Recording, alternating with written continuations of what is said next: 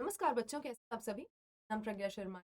आज हम कंटिन्यू करने वाले सीआरटी से principles of inheritance and variation पढ़ना आज शुरू करेंगे पॉलीजेनिक इनहेरिटेंस के साथ। लेकिन इससे पहले एक इंपॉर्टेंट बात आपको याद दिला दूं। अगर आप नीट की तैयारी बढ़िया तरीके से अपने आनंद सर की उम्मीद टीम के साथ मिलकर करना चाहते हो, के लिए अन अकेडमी के ऐप पर हमारे प्लस और आइकॉनिक कोर्सेज अवेलेबल हैं, जिनमें आप एनरोल कर सकते हो कोड आनंद यूज करके, यानी ANAND। इसके अलावा अगर आपको पूरे प्रोसेस में कोई भी डाउट है तो आप इस नंबर पर भी हमें कांटेक्ट कर सकते हो, जहां पर हमेशा हम अवेलेबल रहते हैं आपके डाउट्स क्लियर करने के लिए। क्योंकि कई बच्चों को अन अकेडमी ऐप पर पढ़ने या ऑनलाइन पढ़ने में थोड़ी हेजिटेशन होती है, तो उसके लिए आप अन अकेडमी के ऑफलाइन सेंटर पे भी हमें ज्वाइन कर सकते हो। तो अपनी सहूलियत के हिसाब से आप अपनी मर्जी का कोर्स ले सकते हैं, जहां पर हमारी मेंटोरशिप के अंडर नीट की प्रिपरेशन कर सको। इसके अलावा अगर आपको अपनी पढ़ाई से रिलेटेड कोई भी डाउट है, चाहे स्टडी मटेरियल चाहिए हो, नोट्स चाहिए हो, सिलेबस के बारे में, क्लासेस के बारे में, हमारे साथ आप हमारे टेलीग्राम, हमारी ऑफिशियल वेबसाइट और हमारे इंस्टाग्राम हैंडल पर जुड़े रहते हो, जहाँ पर हम आपके सारे डाउट्स क्लियर करेंगे।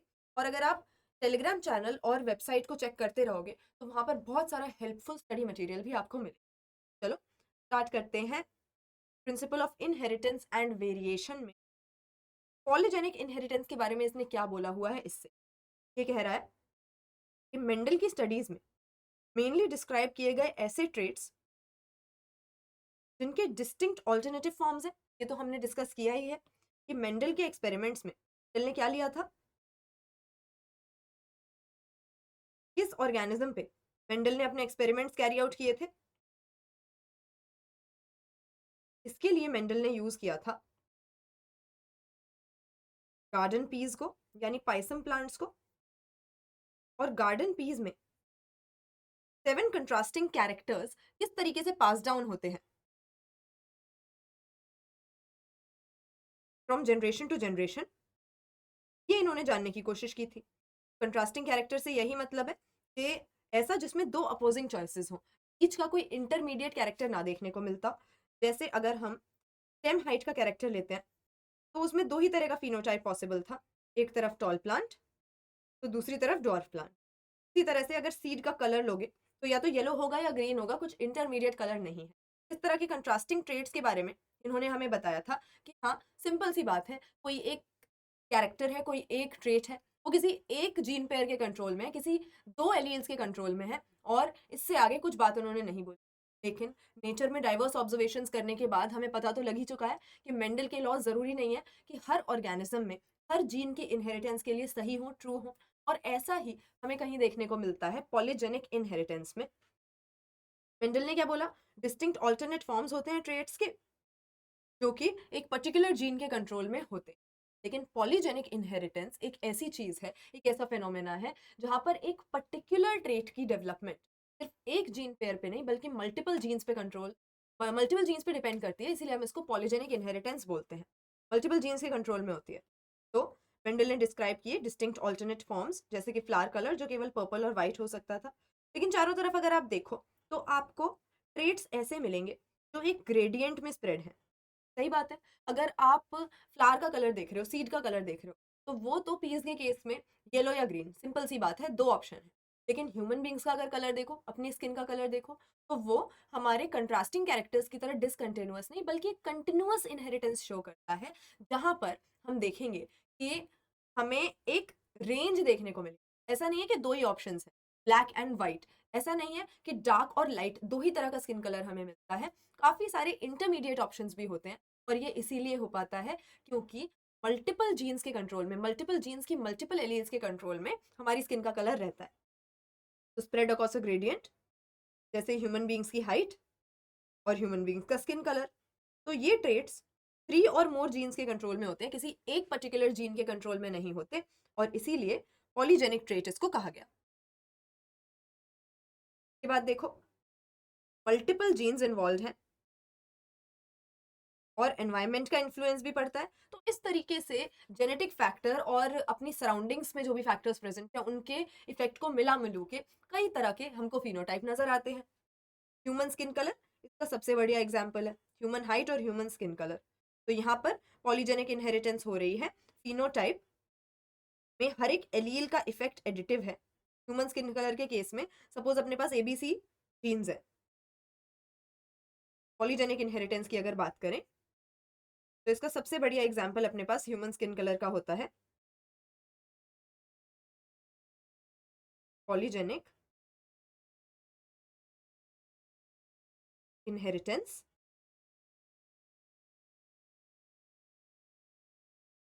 स्किन कलर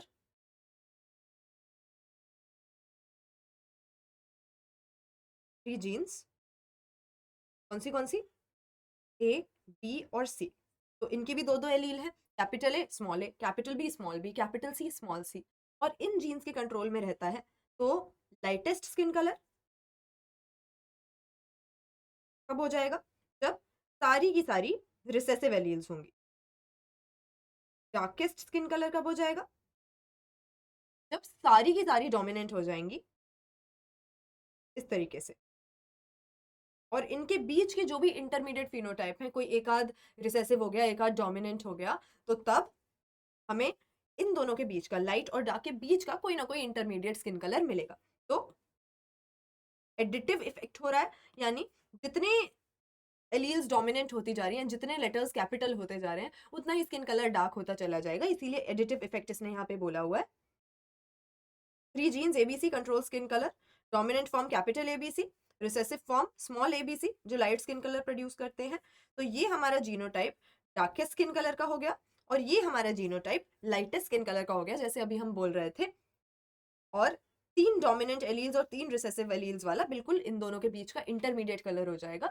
इसी तरह से हमारे डिफरेंट जीनोटाइप्स, ऊपर से एनवायरमेंटल फैक्टर्स का इफेक्ट, अलग अलग तरह के स्किन कलर हमें देखने को मिलते हैं ह्यूमन बींग्स, इस सब की वजह से।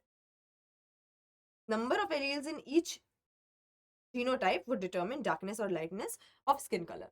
तो पॉलीजेनिक इनहेरिटेंस मतलब, जैसे मेंडल ने बताया था कि एक जीन किसी एक ट्रेट को कंट्रोल करती है, ऐसा यहाँ पर नहीं है। क्यों? क्योंकि मेंडल के जो ट्रेट्स थे ये कंट्रास्टिंग कैरेक्टर्स थे, जबकि पॉलीजेनिक इनहेरिटेंस हमें चाहिए कंटिन्यूअस ट्रेट्स के लिए,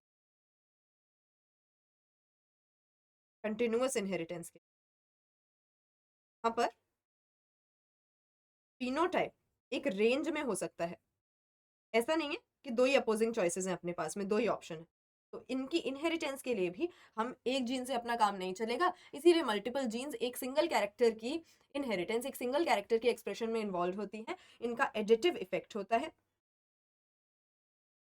इसी को हम पॉलीजेनिक इनहेरिटेंस कहते हैं। और इसका परफेक्ट एग्जाम्पल हमारे पास हो जाता है ह्यूमन स्किन कलर, जिसको हम मान के चलते हैं ABC थ्री जीन्स के कंट्रोल में। ठीक है भाई, ऐसा ही एक फिनोमेना हमारे सामने आता है प्लियोट्रोपी। अब क्या बोला मेंडल ने कि एक कैरेक्टर किसी एक जीन पेयर के कंट्रोल में, तो हमने पॉलीजेनिक इनहेरिटेंस में देखा कि एक कैरेक्टर एक नहीं कई सारे जीन पेयर्स के कंट्रोल में है।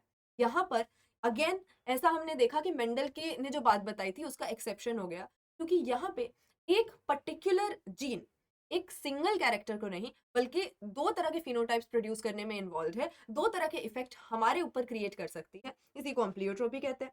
अभी तक हमने क्या देखा? एक सिंगल जीन का इफेक्ट एक सिंगल फिनोटाइप या ट्रेट पे होता है, लेकिन एक सिंगल जीन जब मल्टीपल फिनोटाइपिक एक्सप्रेशन दिखाती है, इसको हम प्लियोट्रोपिक जीन कहते हैं, इस फिनोमेना को प्लियोट्रोपी कहते हैं। और ऐसा काफी बार हमें देखने को मिलता है ह्यूमन बीइंग्स के केस में। सिकल सेल एनीमिया इसका बढ़िया एग्जांपल है, जिसके बारे में डिटेल में हम इस चैप्टर में आगे पढ़ने वाले हैं। सिकल सेल एनीमिया क्या होता है? जैसे कि देखो, फिनाइल कीटोन्यूरिया अगेन एक जेनेटिक डिसऑर्डर है, उसके बारे में इसने एग्जाम्पल दिया हुआ है। इससे एक जीन में म्यूटेशन हो जाती है जिससे फिनाइल एलानाइन हाइड्रोक्सिलेज एंजाइम नहीं बन पाता, लेकिन की वजह से जो ये एंजाइम नहीं बन पाता तो बॉडी में मेटाबॉलिक डिसऑर्डर होता है। उस मेटाबॉलिक डिसऑर्डर की वजह से कई सारे harmful derivatives, harmful compounds body में अक्यूमुलेट होने लगते हैं, ब्रेन में भी अक्यूमुलेट होने लगते हैं, और as a result mental retardation produce हो जाती है। तो इसने क्या किया था? इस डिफेक्टिव जीन ने फिनाइल कीटोन्यूरिया जो कॉज कर रही है उसने क्या किया? एंजाइम बनवाना बंद कर दिया। लेकिन दूसरे कई इफेक्ट्स हमें देखने को मिले इस डिसऑर्डर के अंदर ह्यूमन बॉडी में, ये एंजाइम की कमी की वजह से मेंटल रिटार्डेशन भी हो गई, और हेयर और स्किन की पिगमेंटेशन में भी गड़बड़ी हो गई, क्योंकि मेटाबॉलिज्म का एरर हो गया, मेटाबॉलिज्म का ये डिसऑर्डर हो गया। तो एक ही म्यूटेशन हुई थी, एक ही जीन में गड़बड़ी आई थी, उसकी वजह से कितने सारे हमें फिनोटिपिक एक्सप्रेशंस देखने को मिले। ये सारे पिगमेंटेशन, मेंटल रिटार्डेशन, ये सारी चीजें इसके साथ जुड़ के आ गई। उसी तरह से प्लियोट्रोपी के केस में एग्जाम्पल हम ले लेते हैं। क्या लिखेंगे इसमें? पहले single gene shows multiple effects, simple सी बात है। उस मल्टीपल phenotypic इफेक्ट्स। ठीक है, अब इसका एग्जाम्पल हम एक और ले सकते हैं, जैसे फिनाइल कीटोन्यूरिया एक जेनेटिक डिसऑर्डर है, वैसे ही सिकल सेल एनीमिया नाम का एक जेनेटिक डिसऑर्डर भी होता है। इसका मेन इफेक्ट क्या होता है? अब यहाँ पर एक सिंगल जीन में म्यूटेशन की वजह से हीमोग्लोबिन सही तरीके से नहीं बन पाता, हीमोग्लोबिन की बीटा ग्लोबिन चेन में गड़बड़ी हो जाती है, जिससे आरबीसी की शेप बिगड़ जाती है, इलोंगेटेड सिकल शेप आरबीसीज। तो सिकल सेल एनीमिया ने मेनली क्या किया? हीमोग्लोबिन सही नहीं बनने दी, आरबीसी की शेप बिगाड़ दी। लेकिन इस आरबीसी की बिगड़ी हुई शेप की वजह से एक और चीज आ जाती है, एक और कैरेक्टरिस्टिक आ जाते हैं, और वो है मलेरिया के अगेंस्ट रेजिस्टेंस। ठीक है, तो वैसे तो हमें नुकसान हो रहा है, एबनॉर्मल शेप के आरबीसीज हैं, लेकिन इन एबनॉर्मल शेप के आरबीसीज में आके मलेरिया कॉज करने वाला प्लाज्मोडियम रहकर आराम से मल्टीप्लाई नहीं कर पाता, इसीलिए जिन लोगों को सिकल सेल एनीमिया है उनको मलेरिया नहीं होता है। तो सिकल सेल एनीमिया क्या था? ये एक जेनेटिक डिसऑर्डर था, एक मेंडेलियन डिसऑर्डर था, जिसकी वजह से आरबीसीज की शेप हो जाती है एबनॉर्मल, लंबी सी हो जाती है, नॉर्मली बाइकनकेव होनी चाहिए, लेकिन इन एबनॉर्मली शेप्ड आरबीसीज में प्लाज्मोडियम नहीं रह पाता, तो उन लोगों को मलेरिया नहीं होता है जिनको ये डिसऑर्डर होता है। तो देखिए, ये भी प्लियोट्रोपी का एग्जाम्पल हो गया। कायदे से अपने आरबीसीज की शेप बिगड़नी चाहिए, लेकिन फायदा यहाँ पे ये हो गया कि आरबीसीज की शेप बिगड़ी तो बिगड़ी, लेकिन मलेरिया भी इनमें रहने के लायक नहीं रहा, तो जिस पर्सन को ये डिसऑर्डर था, सिकल सेल एनीमिया था, वो मलेरिया से बच गया। तो ये हमारा एग्जाम्पल हो गया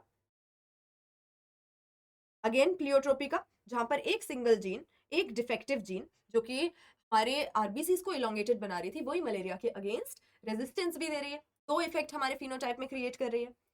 के बाद देखो, ये तो बात हो गई प्लियोट्रोपी की। अब आ जाते हैं सेक्स डिटर्मिनेशन के टॉपिक पे। सेक्स डिटर्मिनेशन से हमारा मतलब है कि किस तरीके से एक पर्टिकुलर इंडिविजुअल मेल या फीमेल है, ये डिसाइड होता है, ये बात डिटर्मिन होती है। तो अब ज्यादातर तो हम यही देखते हैं, क्रोमोसोमल मैकेनिज्म होता है सेक्स डिटर्मिनेशन का। सेक्स डिटर्मिनेशन जेनेटिकली बेस्ड होती है, यानी आपके पास कौन से क्रोमोसोम है, यही इसी पे डिपेंड करेगा कि आपका जेंडर क्या है, आपका सेक्स क्या है, किसी भी इंडिविजुअल का। तो sex determination, mechanism of sex determination एक पजल रहा है, शुरू शुरू में लोगों को नहीं पता था, लेकिन अब हम जानते हैं कि ज्यादातर ऑर्गेनिजम्स में जेनेटिक या क्रोमोसोमल मैकेनिज्म सेक्स डिटर्मिनेशन का चलता है, जिसको एक्सपेरिमेंट्स जो इंसेक्ट्स पे कैरी आउट किए गए थे इनिशियली, इसमें सबसे पहले देखा गया। तो साइटोलॉजिकल ऑब्जर्वेशन करने के बाद इंसेक्ट्स में जब स्पर्मेटोजेनेसिस को ऑब्जर्व किया, तो पता लगा कि जेनेटिक या क्रोमोसोमल बेसिस पे सेक्स डिटर्मिनेशन हो रहा है।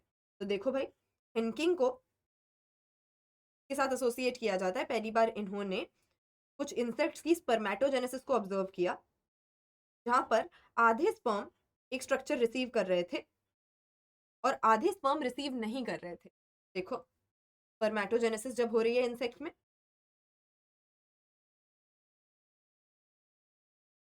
सेक्स डिटर्मिनेशन का क्रोमोसोमल मैकेनिज्म यहाँ पर काम में आ रहा है।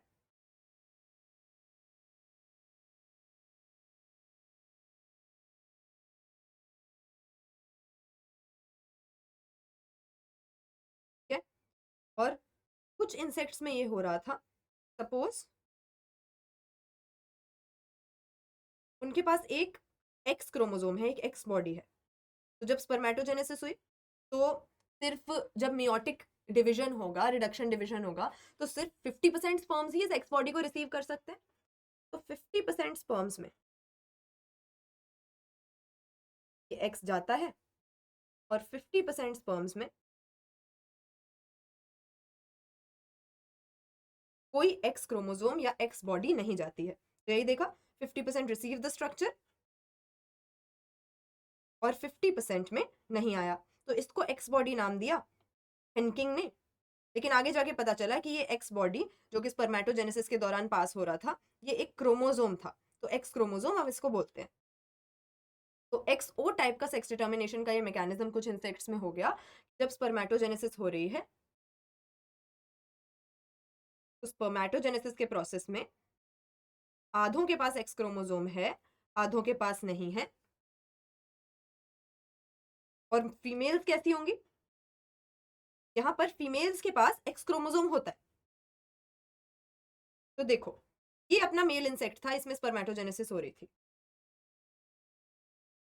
वहीं फीमेल इंसेक्ट को अगर आप देखो, तो फीमेल इंसेक्ट में जब गेमीटोजेनेसिस प्रोसेस हो रहा है, तो सारे के सारे एग्स एक्स क्रोमोसोम रिसीव करेंगे। सारे के सारे एग्स के पास एक्स क्रोमोसोम है। तो अब हमारा एक्स क्रोमोसोम वाला स्पर्म अगर इस एग को जाके फर्टिलाइज करेगा, तो एक्स एक्स कंडीशन बनेगी, मेल होगा ऑफस्प्रिंग। और अगर बिना एक्स क्रोमोसोम वाला यहाँ पहुंच जाता है, तो एक्स ओ कंडीशन बन जाएगी, जहां पर मेल ऑफस्प्रिंग प्रोड्यूस होगा। तो अगर उसके पास एक एक्स क्रोमोसोम है तो वो मेल है, दो एक्स क्रोमोसोम है तो फीमेल है। और इंसेक्ट्स में ये पैटर्न पहली बार देखा गया कि ये एक्स बॉडी स्पर्मेटोजेनेसिस के दौरान आधे स्पर्म्स में जा रही है, आधे में नहीं जा रही है। इसी के बेसिस पे सेक्स डिटर्मिनेशन हो रहा है। That is why it was given the name X chromosome. In large number of insects, ये एक्सोटाइप का मैकेनिज्म है, जहां पर एग्स में दो एक्स क्रोमोसोम, फीमेल में दो एक्स क्रोमोसोम और मेल में एक्स ओ कंडीशन थी, केवल एक एक्स क्रोमोसोम था। तो वही बात उसने बोली, eggs fertilised by sperm having X chromosome become females, eggs fertilised by sperms without X chromosome become males. और इसी तरह की कंडीशन हमें इंसेक्ट्स में, ग्रास हॉपर जैसे इंसेक्ट्स में देखने को मिलती है। ग्रास हॉपर का इसने एग्जाम्पल दे रखा है। तो इंसेक्ट्स को हम पूरा ऑल इंक्लूसिव नहीं बोलेंगे, क्योंकि ड्रोसोफिला में ये मैकेनिज्म नहीं है। ग्रास हॉपर ही एग्जाम्पल पर्टिकुलरली लेके चलेंगे। सेक्स क्रोमोसोम इस एक्स क्रोमोसोम को हमने नाम दे दिया, बाकी के जो क्रोमोसोम सेक्स डिटर्मिनेशन में इन्वॉल्व नहीं थे, उनको हमने ऑटोसोम बोला। ग्रास हॉपर एग्जाम्पल हो गया। एक्स ओ टाइप की सेक्स डिटर्मिनेशन हुई, तो इंसेक्ट्स में मिलेगी। Example grass hopper. अच्छा, जरूरी नहीं है कि हमेशा ऐसी ही कंडीशन हो, ह्यूमन बींग्स में भी आप अगर सेक्स डिटर्मिनेशन देखोगे, देखो इसने किस ऑर्डर में दे रखा है, पहले तो यही देख लेते हैं। These observations led to the investigation of a number of species. ये समझने के लिए कि सभी में सेक्स डिटर्मिनेशन एक ही तरीके से, एक ही मैकेनिज्म से हो रहा है। तो XY टाइप का सेक्स डिटर्मिनेशन देखा गया।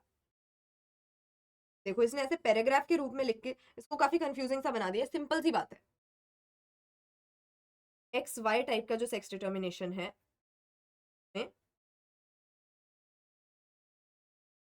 मेल है XY,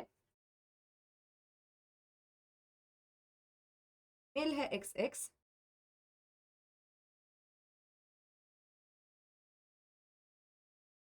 वही आधे स्पर्म्स में एक्स क्रोमोसोम जाएगा, आधे स्पर्म्स में वाई क्रोमोसोम जाएगा, जबकि एग सारे के सारे एक्स क्रोमोसोम वाले ही होंगे।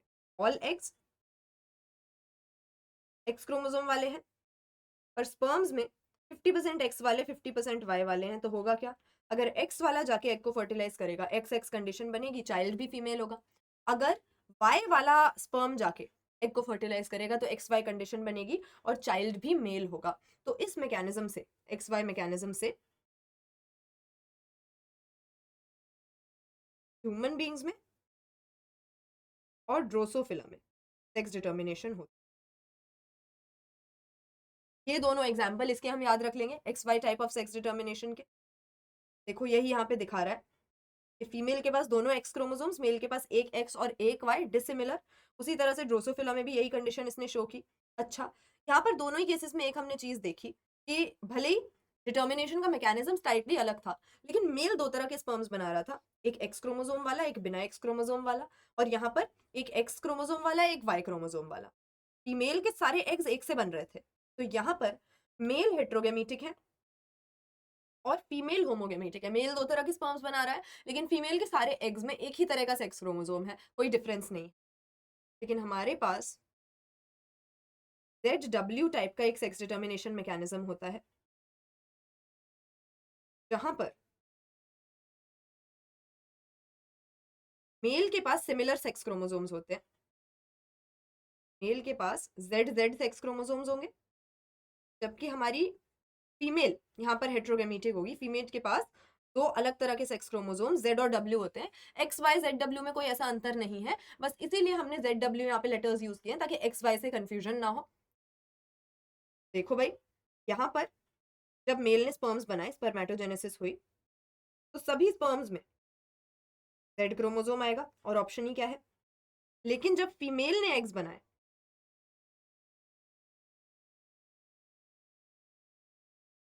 तो यहाँ पे 50% एग्स के पास Z क्रोमोसोम होगा और 50% के पास W क्रोमोसोम होगा।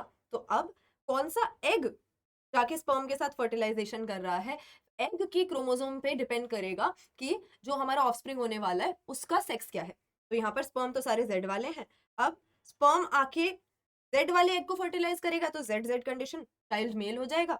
और अगर स्पर्म आके W वाले क्रोमोसोम के साथ फ्यूज कर गया, W वाले एग के साथ फ्यूज कर गया, तो ZW यानी फीमेल चाइल्ड यहाँ पर हमें मिल जाएगा। तो देखो, इस तरह का एग्जाम्पल बर्ड्स में हमें देखने को मिलता है। बर्ड्स वगैरह में इस तरह की सेक्स डिटर्मिनेशन मैकेनिज्म है। यहाँ पर मेल होमोगेमेटिक है, एक ही तरह के स्पर्म बना रहा है, एक ही तरह के गैमीट बना रहा है, और फीमेल हेट्रोगेमेटिक है, दो अलग अलग तरह के एग्स बना रही है।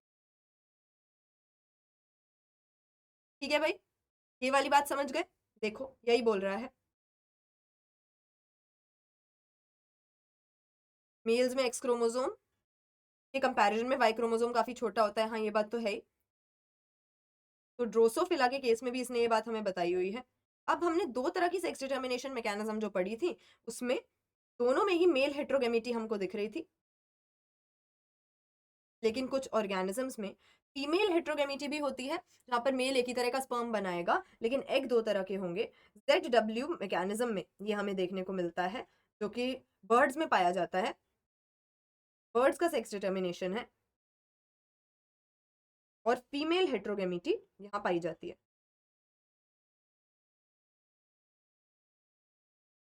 तो फीमेल बर्ड के पास दो डिफरेंट सेक्स क्रोमोसोम्स हैं, मेल के पास दोनों Z है।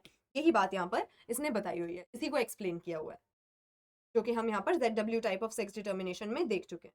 अच्छा, एनसीईआरटी बुक में इसने अलग से हमको टॉपिक दिया है सेक्स डिटर्मिनेशन इन ह्यूमन, लेकिन असल में जो XY टाइप हम पढ़ चुके हैं, ह्यूमंस में भी वैसा ही सेक्स डिटर्मिनेशन होता है। XY टाइप का है। Out of 23 pairs of chromosomes 22 बिल्कुल मेल्स और फीमेल्स में सिमिलर होते हैं, ऑटोजोम्स कहलाते हैं। लेकिन जो 23वें नंबर का क्रोमोसोम है, जो सेक्स क्रोमोसोम है, उसी में डिफरेंस होने की वजह से इंडिविजुअल्स मेल या फीमेल होते हैं, वही सेक्स को डिटर्मिन करता है। Pair of X chromosomes in female, X and Y chromosome male. Pair of X chromosomes female के पास में है, X and Y chromosome male के पास में। स्पर्मेटोजेनेसिस में दो तरह के स्पर्म्स बनते हैं, 50% X क्रोमोसोम वाले, 50% Y वाले। दोनों के साथ फीमेल के एग की फर्टिलाइजेशन होने की बराबर प्रोबेबिलिटी रहती है, तो 50-50% प्रोबेबिलिटी मेल और फीमेल चाइल्ड की रहेगी।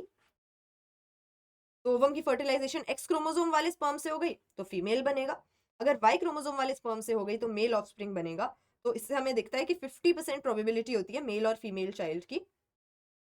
लेकिन अगेन, ये यहाँ पर बस एक मैसेज देने के लिए आपको दे रखा है कि हमारे केस में सेक्स डिटर्मिनेशन का मैकेनिज्म ऐसा है कि स्पर्म पे डिपेंड करता है कि ऑफस्प्रिंग का, यंग वंस का, चाइल्ड का सेक्स क्या होगा। लेकिन फिर भी इसमें women are blamed, females are ostracised, उनको ब्लेम किया जाता है गर्ल चाइल्ड या बॉय चाइल्ड प्रोड्यूस करने के लिए। तो ये यहाँ पे गलत है, यही बताना चाहता हूँ। ठीक है भाई, सेक्स डिटर्मिनेशन इन हनी भी अपने पास सेक्स डिटर्मिनेशन का एक बिल्कुल ही अलग मैकेनिज्म है। हालांकि क्रोमोसोमल मैकेनिज्म में ही आएगा, क्रोमोसोम्स पे ही डिपेंड करता है, लेकिन कोई एक या दो क्रोमोसोम पे नहीं, बल्कि क्रोमोसोम के सेट पे डिपेंड करता है, प्लॉइडी पे डिपेंड करता है हनी बी के केस में, कि उसका इंडिविजुअल का सेक्स क्या होगा। Sex determination in honey bee, sex determination in honey bee. तो हनी बी का क्या मैकेनिज्म है, यहाँ पे हेप्लोडिप्लॉइड मैकेनिज्म होता है भाई। देखो एक बार समझ लो,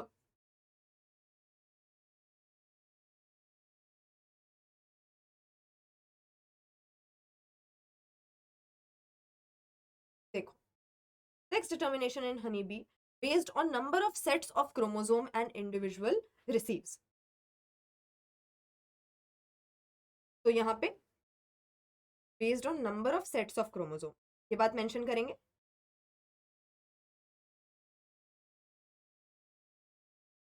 क्रोमोसोम्स का नंबर नहीं, क्रोमोसोम्स का टाइप नहीं, बल्कि प्लॉइडी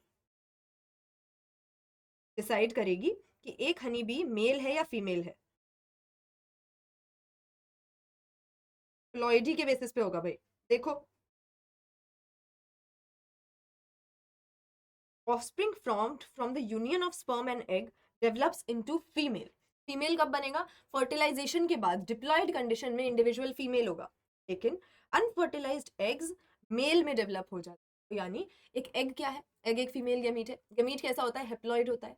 तो अगर कोई इंडिविजुअल हेप्लॉइड है, बिना फर्टिलाइजेशन के बना है, डायरेक्टली अनफर्टिलाइज्ड एग से बना है, तो वो मेल बन जाता है। लेकिन अगर फर्टिलाइजेशन हो गई तो इस तरह का डिप्लॉयड इंडिविजुअल फीमेल होता है। तो सीधी सीधी बात है, जो डिप्लॉयड है वो फीमेल है, जो हेप्लॉइड है वो मेल है, जिनके पास 2n कंडीशन है वो फीमेल है, जिनके पास n कंडीशन है वो मेल है।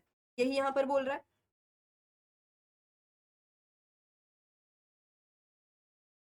This means males have half the number of chromosomes, बिल्कुल 2n और n। Females are diploid having 32 chromosomes, males are haploid, इनके पास 16 क्रोमोसोम्स होते हैं।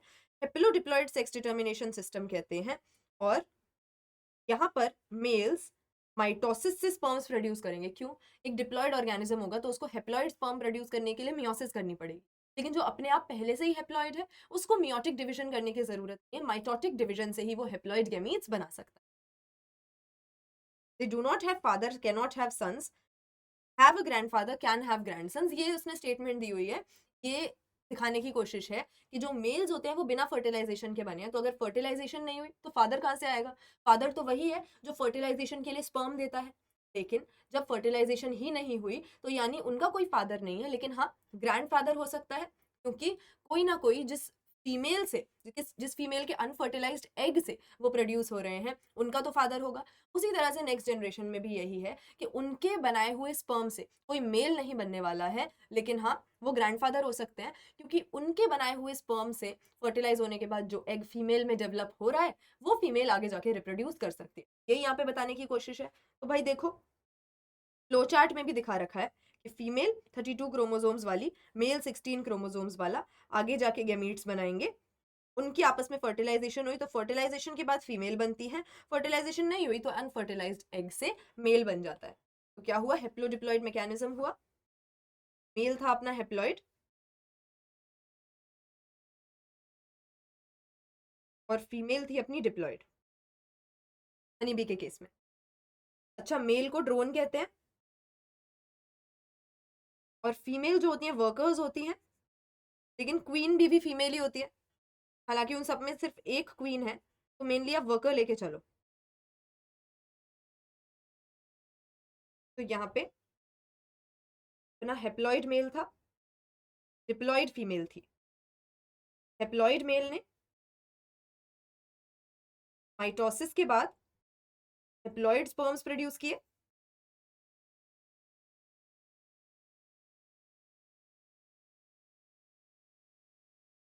और डिप्लॉइड फीमेल ने मियोसिस के बाद हेप्लॉइड एग्स प्रोड्यूस किए।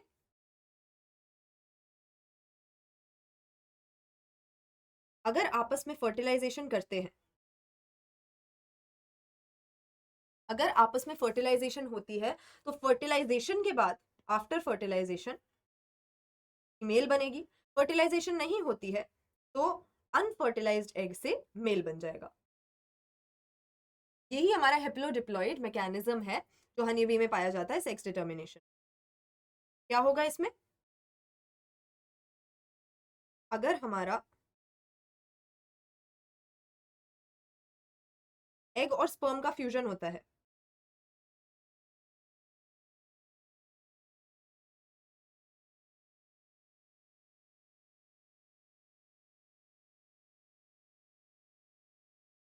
एग और स्पर्म के फ्यूजन के बाद को मिलेगा, ये दोनों 16 क्रोमोसोम्स वाले हेप्लॉइड गैमेट्स थे, तो इनके फ्यूजन के बाद को मिलेगा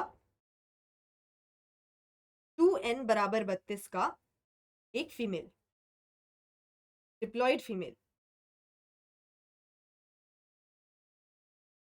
लेकिन अनफर्टिलाइज्ड एग से बिना मेल गैमीट के फ्यूजन के डेवलप होने वाला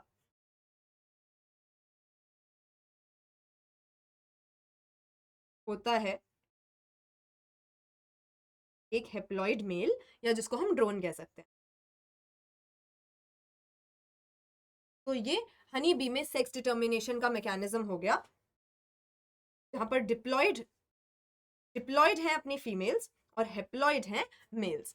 ये अगेन क्रोमोसोमल मैकेनिज्म है, लेकिन क्रोमोसोम के नंबर पे, क्रोमोसोम के सेट पे डिपेंड कर रहा है। और बाकी जो हमारे मैकेनिज्म्स है, वहां पर कोई एक पर्टिकुलर सेक्स क्रोमोसोम इंडिविजुअल का सेक्स डिटरमिन करता है। तो यहाँ पर यही टॉपिक्स मेनली आज हमने कवर किए। पॉलीजेनिक इनहेरिटेंस, जहां पर मल्टीपल जीन्स एक ही ट्रेट के एक्सप्रेशन को अफेक्ट कर रही हैं। प्लियोट्रोपी, जहां पर एक ही जीन मल्टीपल ट्रेट्स के एक्सप्रेशन को अफेक्ट कर रही थी। और इसके बाद various types of sex determination mechanisms, जो कि हमें हमारे एनिमल वर्ल्ड में देखने को मिलते हैं।